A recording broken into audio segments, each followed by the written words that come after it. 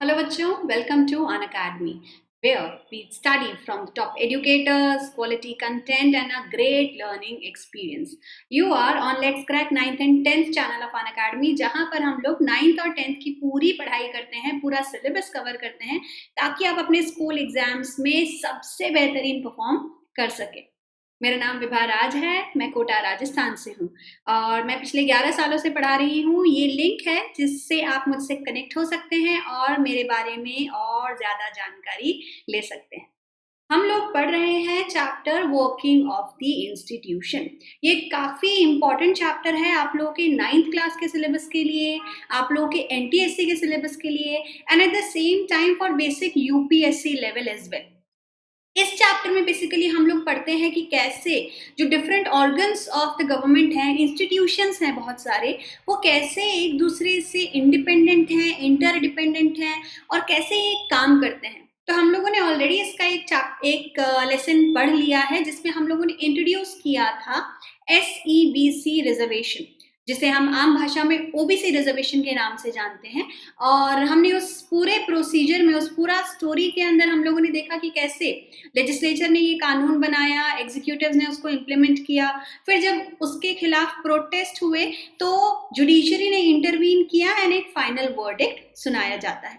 अब उस स्टोरी में हम लोगों ने देखा कि कैसे तीनों इंस्टीट्यूशंस का इस्तेमाल लिया गया था। तो अब हम एक एक करके इन इंस्टीट्यूशंस को पढ़ेंगे। आज का हमारा institution is the first one which is the legislative. Before we go into any further detail with that, let's see something about Unacademy. Unacademy आप सभी को पता है कि आपके लिए unlimited live and recorded courses लेकर आता है and it is no doubt India's largest learning platform. Being India's largest learning platform puts a lot of responsibility on our shoulder, and definitely we are here to provide you with every possible help which is required for your online studies. तो आपको बहुत सारी facilities यहाँ पर मिलती हैं, जैसे आपको डेली लाइव क्लासेस मिलती हैं, मतलब जैसे आप अपने रेगुलर क्लासरूम्स के अंदर टीचर से बात करते हैं, इंटरैक्ट करते हैं, डिस्कशंस करते हैं, अपने डाउट्स पूछते हैं, बिल्कुल वैसे ही आपको यहाँ पर भी इतनी ही इंटरैक्टिव क्लासेस जो है वो मिलेंगी। आप क्लासरूम के अंदर, लाइव क्लासरूम में पोल्स में भी पार्टिसिपेट कर सकते हैं और बाकी बच्चों के साथ में compete कर सकते हैं। आपको अपनी प्रेपरेशन इवैल्यूएट करने का भी एक मौका मिलता है जिसमें हम टेस्ट एंड क्विजेस कंडक्ट करवाते हैं, थ्रू विच आपको एक पूरा एनालिसिस मिलता है कि आपकी परफॉर्मेंस कैसी है और कितनी और तैयारी आपको करनी बाकी है। यू गेट स्ट्रक्चर्ड कोर्सेज, मतलब आपको अपने सब्सक्रिप्शन के अंदर अपने लिए बिल्कुल स्पेसिफाइड कोर्सेज जो हैं वो मिलेंगे, जिसमें आपकी क्लासेस, आपके डाउट सेशंस और टेस्ट सब चीज़ें इन्वॉल्व होंगी और आपको कहीं पर भी कुछ और ढूंढने की ज़रूरत नहीं पड़ेगी। आपको मिलता है अनलिमिटेड एक्सेस, मतलब वंस आपने अनअकैडमी का सब्सक्रिप्शन ले लिया तो अब आपको कुछ और ढूंढने की ज़रूरत नहीं है। आप जितनी भी बार चाहें अनअकैडमी के वीडियोस देख सकते हैं, उन्हें फॉलो कर सकते हैं, पुराने वीडियोस देख सकते हैं, आप लाइव क्लासरूम देख सकते हैं। So you get all the benefits. इतने सारे बेनिफिट्स के साथ में एक और बेनिफिट जो ऐड होता है, it is free live classes. अब फ्री ऑब्वियसली सभी को अच्छा लगता है, फ्री वर्ड सबको अच्छा लगता है, and Unacademy is there to provide you with free live classes जिन्हें कहा जाता है स्पेशल क्लास। आपको अनअकैडमी लर्निंग ऐप डाउनलोड करना होता है और अपनी क्लास चूज करनी होती है। जैसे ही आप ये करेंगे, even before you are a part of the Unacademy subscribed portal, आपको स्टेप 1 पर कुछ क्लासेस मिलती हैं which are called special classes. ये फ्री ऑफ कॉस्ट होती है, इसका कोई पेमेंट आपको नहीं पे करना है, and you find that there are most of the educators who are teaching in very fun and innovative way, and you will start enjoying our special classes, and then you will definitely fall in love with Unacademy, and you will be a part of the Unacademy team soon. आपको बहुत सारे अच्छे अच्छे educators के साथ में पढ़ने का मौका मिलता है। आप देश के सबसे बेहतरीन एजुकेटर्स के साथ में पढ़ते हैं और सारे सब्जेक्ट्स पढ़ते हैं, कोई सब्जेक्ट नहीं छोड़ा जा रहा। Maths, social science, Hindi, science, English, everything is covered, ताकि स्कूल्स और कॉम्पिटिटिव एग्जाम सभी की आपकी तैयारी बराबर से हो। तो अब आप हमसे कैसे जुड़ सकते हैं, इस प्रोसेस को आपको बता देते हैं। आपको अपने फ़ोन के प्ले स्टोर में जाके अनअकैडमी लर्निंग ऐप डाउनलोड करना है। जैसे ही आप ये करते हैं तो आपको इस टैब पर क्लिक करना है और सीबीएसई कैटेगरी में क्लास 10 या क्लास 9 जिस भी क्लास में आप पढ़ रहे हैं आपको उसको चूज करना है। ठीक है, आपको और भी ऑप्शंस मिलेंगे for your no elder brothers and sisters and younger siblings, और सारे ऑप्शंस है कोर्सेज के अंदर। जैसे ही आप क्लास 9 या 10 में से कोई एक क्लास चूज करते हैं तो क्लास 9 के लिए आपको ये ऑप्शंस अवेलेबल होंगे और क्लास 10 के लिए ये वाले options. Let me just describe them to you.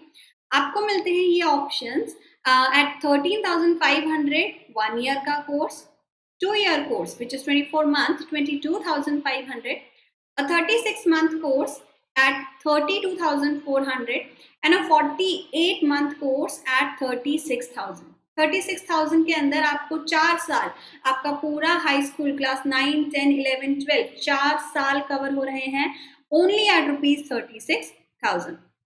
On the other hand अगर आप 10th क्लास में हैं तो भी आप 1 ईयर कोर्स ले सकते हैं 13,500 का, 2 ईयर कोर्स ले सकते हैं 22,500 का एंड 3 ईयर कोर्स ले सकते हैं 28,800 का।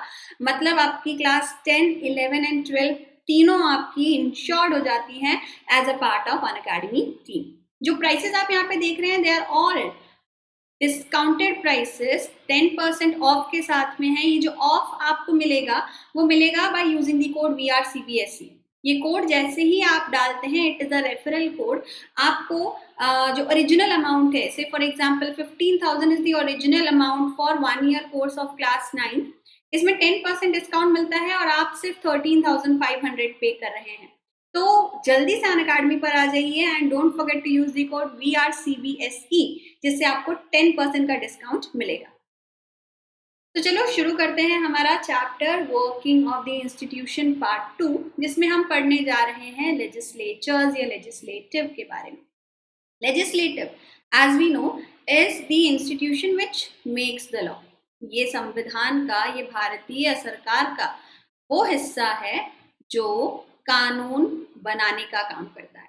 कानून बनाना अपने आप में बहुत जिम्मेदारी वाली बात है क्योंकि कानून पूरे देश पर लागू होगा और इस कानून में अगर कोई गड़बड़ी है, अगर कोई फ्लॉ है तो उससे बहुत सारे लोग सफर करेंगे। तो that is very important to make laws which are suitable for the country and which do not pose any harm to our people.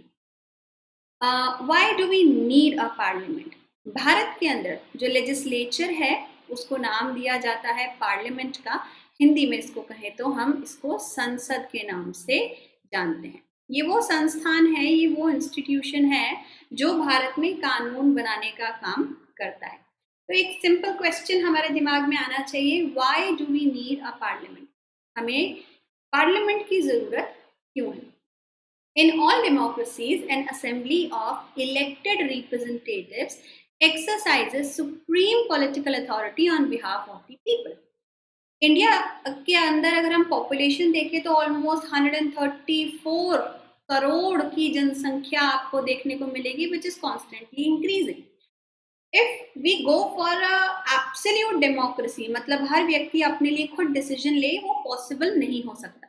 तो हम क्या करते हैं, we conduct elections and through elections we choose representative who will take decisions for us. अब ये जो representatives हैं they are collectively the assembly which holds the responsibility to make laws for the country.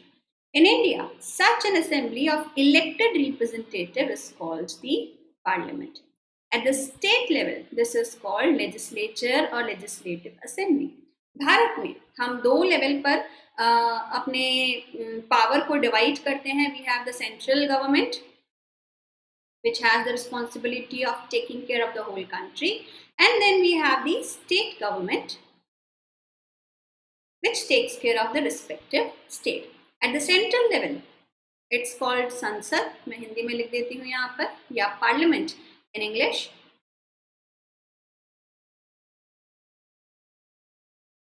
And at the local level, at the state level, we have the legislative assemblies.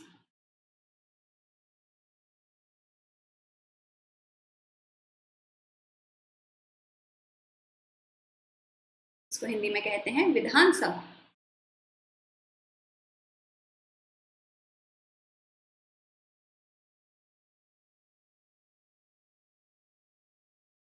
तो एक ऐसी organisation जो देश के लिए कानून बनाती है, ये वाली ऑर्गेनाइजेशन स्टेट रिस्पेक्टिव के लिए कानून बनाती है और ये कानून फिर पूरे देश में लागू होता है, right.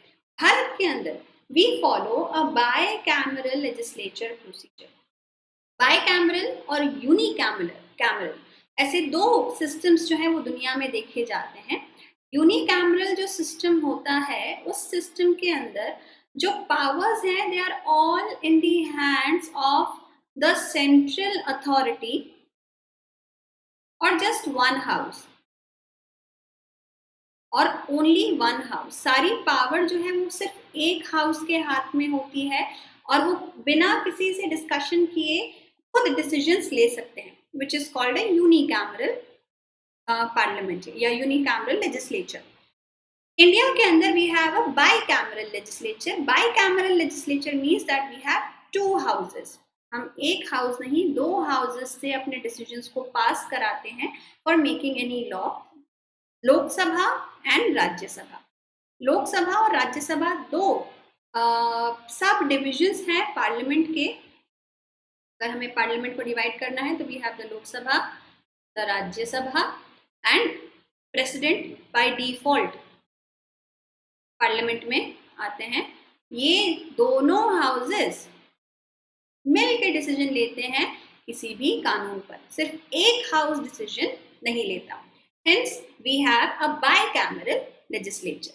In this bicameral legislature first house जो हमारे पास में आता है, इट इज कॉल्ड लोकसभा, या इसको इंग्लिश में कहा जाए हाउस ऑफ द पीपल। हमको पता है कि हमने ये जो सिस्टम फॉलो किया ये ब्रिटेन से लिया गया था। ब्रिटेन के अंदर भी दो हाउसेस हैं, we they have the upper house and the lower house. House of Lords हुआ करता था और उसके बाद उन्होंने हाउस ऑफ कॉमन्स जो था उसको इंट्रोड्यूस किया। तो जो लोकसभा है it's kind of an inspiration from the house of the Commons. Lok Sabha is a directly elected house. Directly elected मतलब कि इस हाउस के अंदर जो रिप्रेजेंटेटिव बैठते हैं ये आम लोकसभा चुनाव के थ्रू चुने जाते हैं और हर वो व्यक्ति जो 18 साल से अधिक उम्र का है वो लोकसभा के रिप्रेजेंटेटिव्स के चुनाव में वोट कास्ट कर सकता है, ठीक है। It is the first chamber और द अपर हाउस। इसको अपर हाउस कहा जाता है क्योंकि ये ज्यादा ताकतवर होता है और डेमोक्रेसी के अंदर लोग जो पीपल हैं वो सबसे हाईएस्ट अथॉरिटी के ऊपर आते हैं। अभी हम डिटेल में पढ़ेंगे इसको कि why is it more powerful. The members elected are elected by the universal adult suffrage directly, and total number of members in Lok Sabha is 543. 543 हमारे पास में टोटल मेंबर्स हैं डायरेक्टली इलेक्टेड लोकसभा के, राइट। इसको एक बार हम प्लेस करके देखते हैं। According to the constitution Lok Sabha की मैक्सिमम स्ट्रेंथ 552 हो सकती है। मैक्सिमम स्ट्रेंथ मतलब ज्यादा से ज्यादा नंबर जो है वो इतना जा सकता है। अभी करंटली अगर इसमें कोई बदलाव करना है तो उसके लिए फिर एक पूरा कॉन्स्टिट्यूशनल प्रोसीजर लगेगा, बट करंटली जो मैक्सिमम नंबर है ये 552 का है। इसको अगर हम बाइफर्केट करें तो इसमें से 550 मेंबर्स डायरेक्टली इलेक्टेड होते हैं और 2 मेंबर्स जो हैं वो नॉमिनेटेड होते हैं,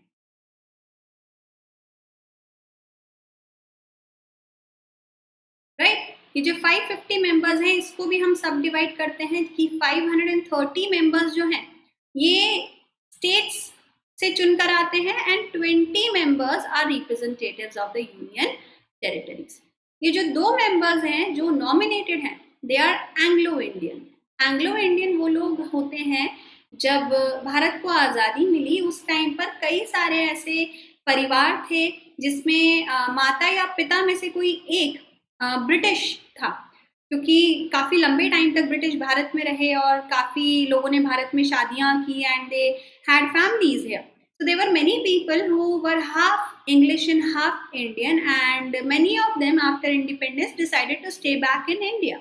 So to give them a representation, the constitution provided them 2 seats which are nominated by the president, and they are not directly elected because the community is very very small. So only 2 seats are given to them. Currently, so the community has almost gone to a very less number, but still this seat reservation is there.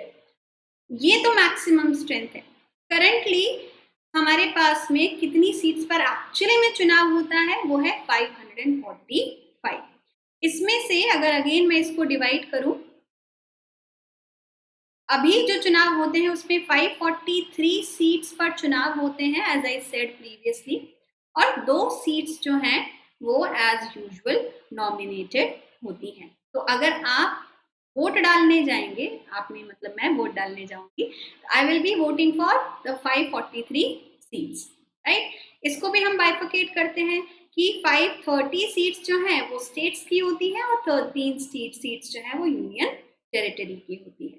Currently ये number आपको याद रखना है, ठीक है. 545, इसमें से 543 elected, 2 nominated. तो पहला हाउस तो हो गया हमारे पास में लोकसभा. दूसरा हाउस है हमारे पास में Rajya Sabha. Rajya Sabha is the second chamber of the parliament and represents the states and union territories of the nation. Rajya Sabha, जैसा ये नाम अपने आप में कहता है, it is the council of states. क्योंकि भारत एक बहुत डाइवर्स कंट्री है और states are very different from each other and states have different priorities as well. तो ये जो इंस्टीट्यूशन है, राज्यसभा जो इंस्टीट्यूशन है, इसके अंदर रिप्रेजेंटेटिव्स आते हैं from the states and union territories. They are indirectly elected, मतलब स्टेट्स में जिनकी भी सरकारें हैं वो प्रोपोर्शनल वोटिंग के प्रोसेस के थ्रू, प्रोपोर्शनल रिप्रेजेंटेशन प्रोसेस के थ्रू इन लोगों को इलेक्ट करते हैं. मतलब इनके इलेक्शन में डायरेक्ट लोगों का पार्टिसिपेशन नहीं होता है. It is empowered to protect the interest of states and union territories if there is any interference by the centre in their work. अगर कोई भी कानून बनाया जा रहा है और जो स्टेट्स की पावर को ओवरलैप कर देता है या उनकी पावर को हैम्पर कर रहा है, ऐसे केस में ये जो स्टेट का रिप्रेजेंटेटिव हाउस है, जो राज्यसभा है, ये एक्शन ले सकता है और उस कानून को आगे बढ़ने से रोक सकता है. एज आई सेड प्रीवियसली, कानून को पास होने के लिए लोकसभा और राज्यसभा दोनों से गुजरना पड़ेगा. तो अगर कोई कानून किसी स्टेट रिस्पेक्टिव को या मल्टीपल स्टेट्स को डैमेज कर रहा है, उनके लिए नुकसान लेकर आ रहा है, तो वो कानून इस हाउस से आगे नहीं बढ़ पाएगा.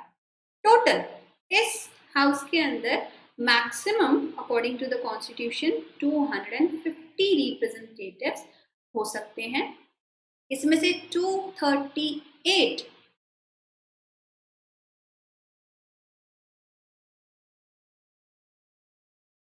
रिप्रेजेंटेटिव्स जो हैं वो स्टेट्स और यूटीज से आते हैं एंड 12 रिप्रेजेंटेटिव जो हैं वो राष्ट्रपति नॉमिनेट करते हैं. तो 238 एंड 12 के अंदर इसको डिवाइड करते हैं. करंटली हमारे राज्यसभा के अंदर 245 रिप्रेजेंटेशन है. इसके अंदर हम देखते हैं कि 200 अगेन हम इसी डिवीजन में चलते हैं कि जो 12 मेंबर्स हैं जो राष्ट्रपति नॉमिनेट करते हैं, वो members art, science, culture, music in background से होते हैं and they have made the country proud and they have represented the nation with pride to the world. तो to provide them with respect, जो राष्ट्रपति हैं वो इन लोगों को राज्यसभा के लिए नॉमिनेट कर सकते हैं. इसको हम डिवाइड करते हैं कि 229 रिप्रेजेंटेटिव स्टेट से आते हैं, 4 रिप्रेजेंटेटिव्स हमारे यूनियन टेरिटरीज में से आते हैं। पूरे के पूरे 12 मेंबर्स अभी नॉमिनेटेड नहीं हैं एंड करंटली 245 मेंबर्स हैं जो राज्यसभा के अंदर सर्व कर रहे हैं। Like for example Sachin Tendulkar ji जो हैं वो राज्यसभा के मेंबर रहे हैं, क्योंकि उन्होंने क्रिकेट के अंदर देश का नाम रोशन किया और उन्हें as a sign of respect nominate किया गया था राज्यसभा। ऐसे बहुत सारे एग्जाम्पल्स आपको और मिल जाएंगे। ठीक है, तो Rajya Sabha which is the lower house and it is the representative of the states and इसका काम होता है स्टेट्स के वेलफेयर को प्रायोरिटी पर रखना। राज्यसभा का एक और फीचर है that it is a permanent house. Permanent house से मतलब है कि जैसा हमने देखा लोकसभा जो है वो 5 साल के लिए चुनी जाती है, बट 5 साल से पहले अगर ये सरकार अपनी मेजॉरिटी लूज कर देती है तो the government can be dissolved even before that, before completing the tenure. तो लोकसभा का टेक्निकली कोई टेन्योर नहीं होता है, 5 साल होता है, लेकिन अगर आपकी सरकार पहले से ही अपना सारा का सारा सपोर्ट लूज कर देगी तो आपको 5 साल से पहले भी सरकार से हटाया जा सकता है। But on the other hand जो राज्यसभा है ये एक परमानेंट हाउस है। परमानेंट हाउस मतलब ये हाउस जो है ये डिसॉल्व नहीं होता है, इसका टेन्योर जो है वो आता है 6 इयर्स का। राज्यसभा के जो मेंबर्स हैं उनका टेन्योर आता है 6 इयर्स का and they complete their 6 years and they can not be removed before the completion of the tenure. 6 साल का आपका टेन्योर आप पूरा करेंगे और उसके पहले आपको हटाया नहीं जा सकता। अपना अपना टेन्योर पूरा कर करके हर second year, every second year almost 1/3 members जो है वो रिटायर हो जाते हैं और उनकी वेकेंट सीट्स को फिल करने के लिए नए रिप्रेजेंटेटिव्स को स्टेट्स भेज देते हैं। ठीक है, तो अगर हम देखेंगे तो ये हाउस पूरा कभी भी डिसॉल्व नहीं होता है, इसके कुछ मेंबर रिटायर होते जाते हैं और नए मेंबर्स हर बार अपॉइंट कर दिए जाते हैं। तो it is known as a continuing chamber, ये कभी भी डिसॉल्व नहीं होता है, इसके कुछ members time to time retire होके रिप्लेस किए जाते हैं। So Lok Sabha which is a temporary house, Rajya Sabha which is a permanent house. Main functions of the two houses of parliament, जो दोनों houses हैं हमारे पास में लोकसभा एंड राज्यसभा, इनके क्या मेन फंक्शंस होते हैं? Parliament is the final authority for making laws in the country. This task of law making or legislation is so crucial that these assemblies are called legislatures. Parliaments all over the world can make new laws. नया कानून बनाने का अधिकार सिर्फ parliament को होता है। Change existing laws, पुराने कानून को बदलने का अधिकार सिर्फ पार्लियामेंट के पास में होता है। And make new ones in their place, पुराने कानूनों को रिप्लेस करने का अधिकार भी सिर्फ पार्लियामेंट के पास में होता है। अब लॉ एक ऐसा इम्पॉर्टेंट पार्ट है ऑफ एनी कॉन्स्टिट्यूशन, जिसको कैसे बनाया जाता है ये प्रोसेस समझना भी बहुत जरूरी है। सो थोड़ा सा इसको भी हम लोग देख लेते हैं। हम जानते हैं कि पार्लियामेंट के अंदर लोकसभा और राज्यसभा नाम के 2 हाउसेस हैं। लोकसभा के अंदर जो भी मेजॉरिटी पार्टी है उसकी गवर्नमेंट होती है जो चुनकर आई है, और जो बाकी लोग हैं वो ऑपोजिशन के अंदर होते हैं। जो मेजॉरिटी पार्टी है सिर्फ उसी के पास अधिकार होता है कोई भी कानून का प्रपोजल लाने का, क्योंकि जनता ने उनको ये जिम्मेदारी दी है, उनको चुना है। तो लोकसभा के अंदर जो मेजॉरिटी पार्टी है वो लेकर आती है किसी भी प्रपोजल को जो कानून के तौर पे वो चाहते हैं। इस प्रपोजल ऑफ लॉ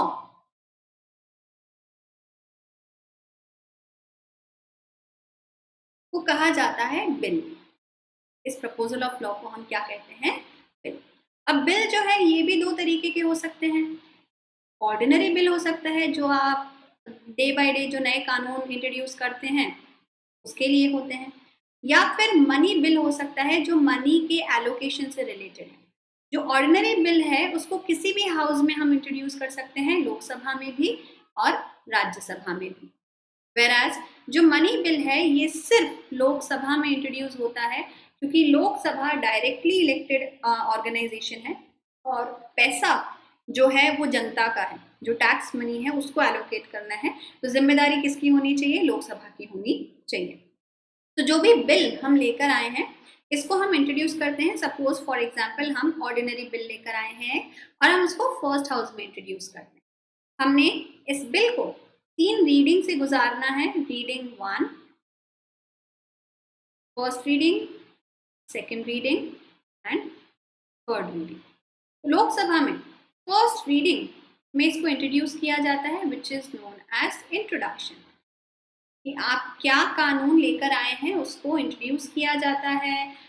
सारे लोगों में उसकी कॉपीज डिस्ट्रीब्यूट की जाती हैं और बताया जाता है कि ये प्रपोजल है हमारी तरफ से। फिर हम सेकेंड रीडिंग में पहुंचते हैं जहां पर उसके ऊपर होती है डिबेट, डिस्कशंस किए जाते हैं, हीटेड डिस्कशंस होते हैं और जो ऑपोजिशन है वो इसके नेगेटिव पॉइंट्स निकालती है और जो मेजॉरिटी गवर्नमेंट है वो उसको जस्टिफाई करने की कोशिश करती है कि हमारे कानून में कोई कमी नहीं। And the final reading is voting.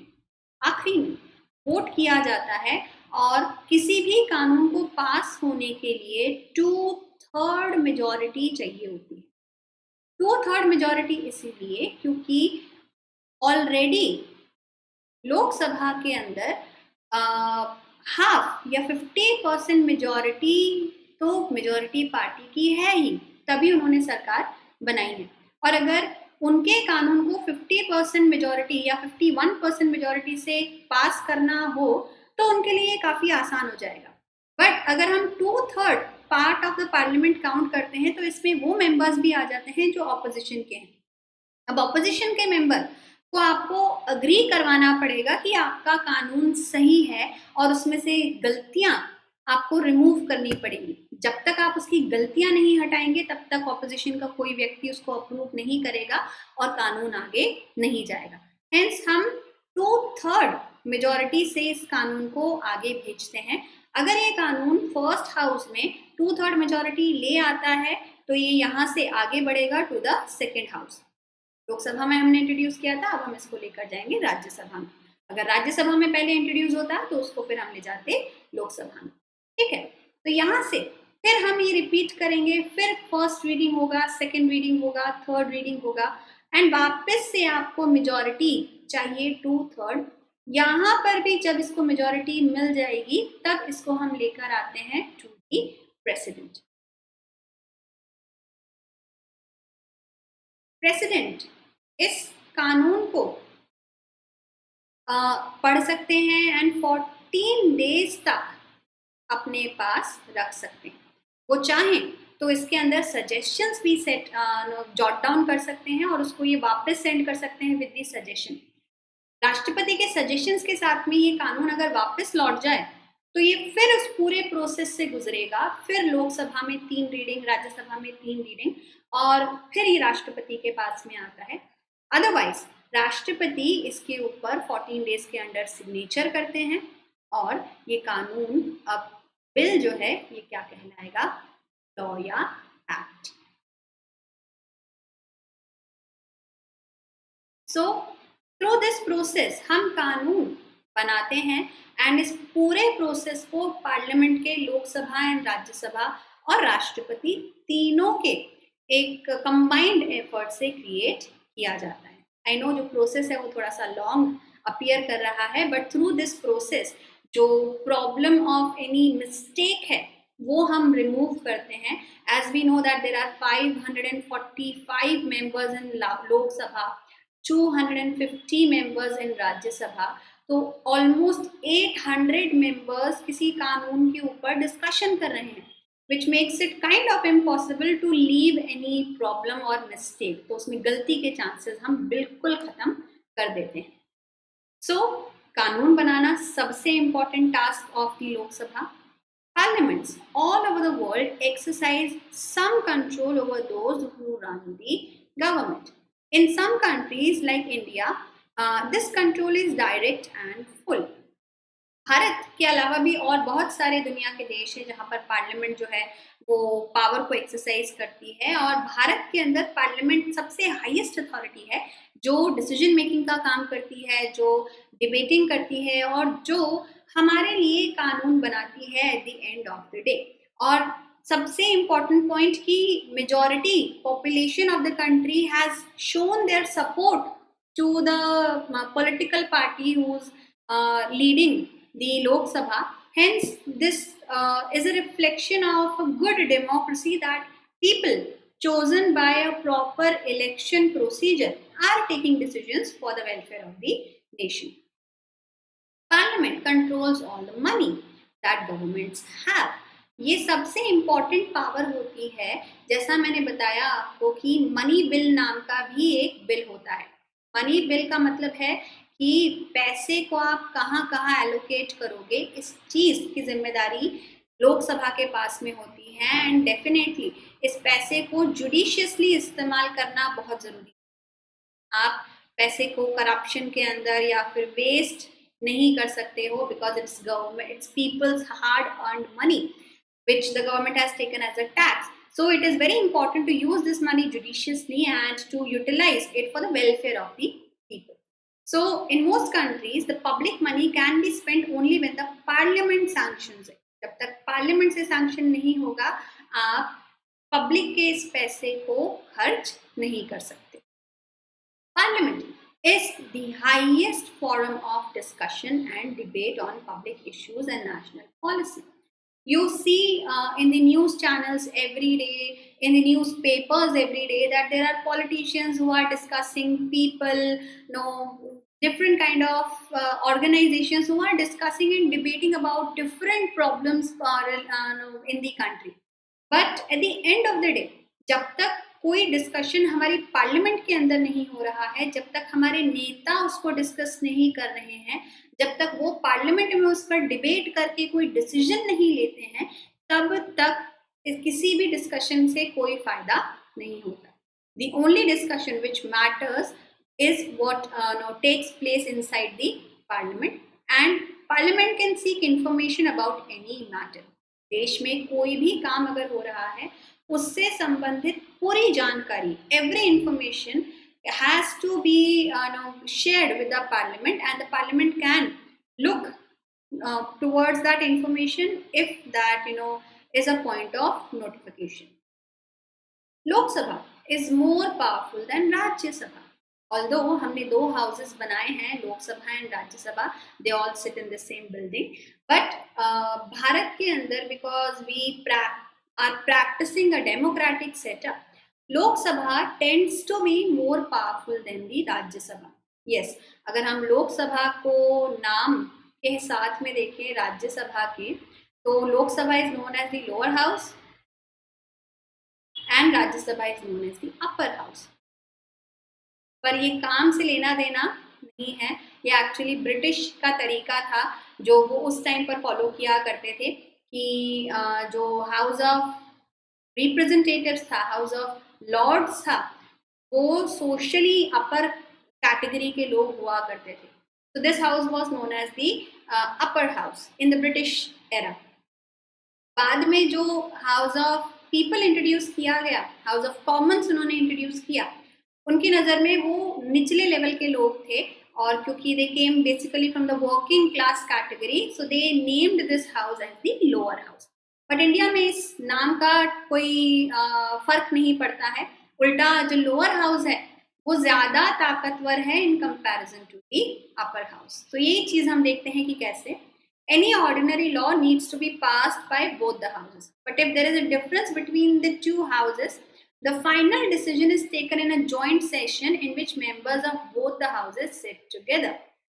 अगर लोकसभा और राज्यसभा से पास होने के इस प्रोसेस में कानून में कोई बहुत डिबेट हो रही है, किसी पॉइंट के ऊपर बार बार झगड़ा हो रहा है, तो राष्ट्रपति के पास में अधिकार होता है कि वो लोकसभा और राज्यसभा में अलग अलग इस बिल को लेके जाने की बजाय इनकी एक जॉइंट सिटिंग करवा दें।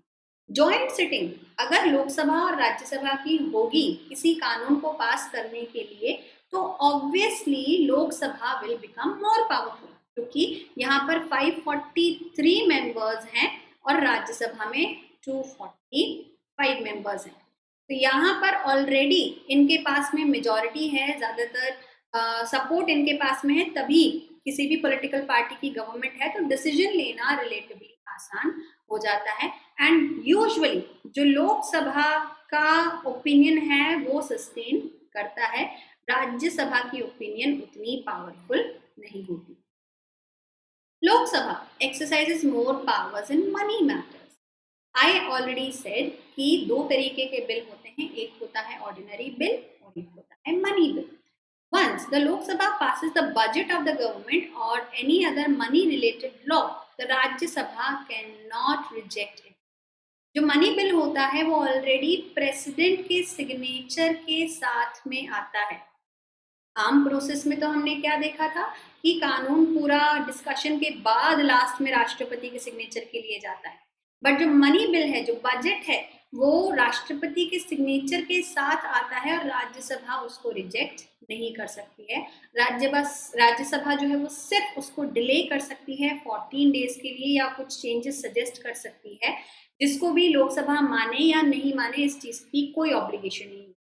तो जो मनी बिल है वो ऑलरेडी राष्ट्रपति के थ्रू अप्रूव्ड होता है and money allocation budget is entirely controlled by the majority party in Lok Sabha, which makes the lower Lok Sabha more powerful in comparison to the Rajya Sabha. And most importantly, the Lok Sabha controls the Council of Ministers. Only a person who enjoys the support of the majority of the members in Lok Sabha is appointed the Prime Minister. हमको पता है कि 543 seats पर जब भारत में चुनाव होंगे तो इन सीट्स में जिसको भी 51% वोट्स सीट्स मिल जाती हैं सारी, उसकी गवर्नमेंट बनेगी, उनके प्राइम मिनिस्टर बनेंगे और ये प्राइम मिनिस्टर अपनी पसंद के काउंसिल ऑफ मिनिस्टर्स अपॉइंट करेंगे। Council of ministers are the most important team which stands alongside of the prime minister and is responsible for taking all the major decisions in the country. सारी बड़ी ministries council of minister के पास में है। तो prime minister और council of minister Lok Sabha की majority party के पास में होता है और that makes them no doubt more powerful. If the majority of Lok Sabha members say they have no confidence in the Council of Ministers, all ministers, including the Prime Minister, have to quit. The Rajya Sabha does not have this power. लोक सभा में अगर जो opposition में है, जो 51% के अलावा वाले लोग हैं, वो ये कह दें कि हमें नहीं लगता कि ये अपने 51% सीट्स को प्रूव कर सकते हैं, तो ऐसे में वो एक नो कॉन्फिडेंस मोशन लेकर आ सकते हैं in the parliament. No confidence motion में जो एग्जिस्टिंग गवर्नमेंट है उसको प्रूव करना होता है कि हाँ हमारे पास में इतने मेंबर्स हैं, इतने नेता हमारे साथ में खड़े हुए हैं, और अगर वो प्रूव नहीं कर पाती है तो उनको, उनकी सरकार को उसी समय पर गिरा दिया जाता है, प्रधानमंत्री और काउंसिल ऑफ मिनिस्टर्स को अपनी सीट्स छोड़नी पड़ती है। ये प्रोसेस राज्यसभा में नहीं हो सकता, ये सिर्फ लोकसभा है, which definitely makes it powerful enough to appoint the prime minister and in fact remove the prime minister if required, right? So Lok Sabha ज्यादा ताकतवर है और ये कानून बनाने का काम करती है, and as the most important part of legislature, they create and make laws for the country, and without laws it is definitely impossible to run a nation as big as ours. So legislature आज हम लोगों ने पढ़ा, जिसमें detail के अंदर हमने देखा कि कैसे कानून बनता है, कौन कौन से हाउसेस इस कानून को बनाने में के लिए जिम्मेदार हैं और क्या चीजें इनको ताकतवर बनाती है। अगली क्लास में हम लोग पढ़ेंगे अबाउट दी एग्जीक्यूटिव्स, जो भी दो तरीके के होते हैं, and that class is going to be a little long, so थोड़ा सा उसके साथ में पेशेंस रखिएगा। अगली क्लास में मिलेंगे हम लोग। आप लोग तब तक हमसे कनेक्ट हो जाइए टेलीग्राम ऐप पर, एंड आपको टेलीग्राम ऐप डाउनलोड करना है, ये लिंक जो है वो इस स्पेस के अंदर डालना है और ज्वाइन पर क्लिक करना है। जैसे ही आप ये करेंगे आपको सारे लिंक्स मिलते हैं डेली जो हमारी क्लासेस होती हैं उस ये जो लिंक्स हैं ये आपको हेल्प करेंगे क्लासेस को ढूंढने में, और आपको फिर सर्फिंग नहीं करनी पड़ेगी, बफर नहीं करना पड़ेगा कि आपकी क्लासेस कहाँ कहाँ पर हो रही हैं. All you have to do is just join this network channel. Right? So I hope you like the lesson, like the video, share this video with your friends and subscribe to our channel Let's Crack 9th and 10th, and don't forget to use the code VRCBSC to get your 10